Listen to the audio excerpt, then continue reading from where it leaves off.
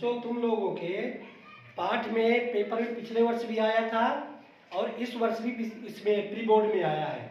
समीकरण को बैलेंस करना है कि समीकरण को हम बैलेंस कैसे करेंगे। कभी कभी आ जाता है भाषा के रूप में लिखा हुआ तो उसका फार्मूला लिखते हैं। फार्मूला लिखने के बाद पूरा समीकरण बनाते हैं और समीकरण बनाने के बाद फिर उसको दोनों ओर बैलेंस करते हैं। बैलेंस क्यों करते हैं? क्योंकि आपने देखा है समीकरण जो बने होते हैं, लिखे होते हैं, तो उनका एक नियम होता है कि अभिकारक और उत्पाद दोनों की मात्रा बराबर होनी चाहिए। कक्षा 11 में देखे हो कि लोमोनोसोव का नियम है। लोमोनोसोव ने बताया था कि अभिकारकों की मात्रा और उत्पादों की मात्रा बराबर होती है, अर्थात जितने क्रियाकारी भाग लेंगे उत्पाद में उतने ही बनेंगे। तो हम बैलेंस करेंगे, समीकरण को बैलेंस करना देखेंगे कैसे होता है। बताइए पेपर में क्या है क्वेश्चन पहला, potassium bromide plus barium. Potassium bromide, तो ये पोटेशियम ब्रोमाइड Br हो गया plus barium iodide. Barium Ba, इसकी बैलेंसी 2 होती है तो इसके साथ 2 आई आएंगे तो बेरियम आयोडाइड। फिर एरो पोटेशियम आयोडाइड, पोटेशियम के आयोडाइड आई, दोनों की बैलेंसी 1-1 होती है तो 1-1 रहेंगे। Plus barium bromide, plus barium Ba, barium bromide BaBr2। फिर दूसरा जिंक कार्बोनेट, जिंक माने Zn, कार्बोनेट यानी CO3, एरो जिंक ऑक्साइड।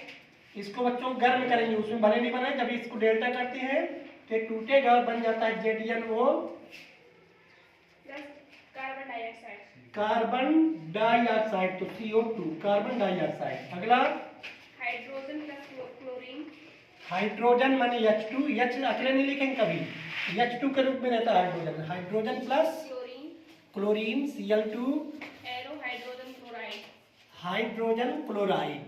फिर चौथा मैग्नीशियम मैग्नीशियम प्लस हाइड्रोक्लोरिक अम्ल, प्लस हाइड्रोक्लोरिक अम्ल, arrow magnesium chloride magnesium Mg, chloride Cl2 plus hydrogen plus hydrogen H2 हो गया।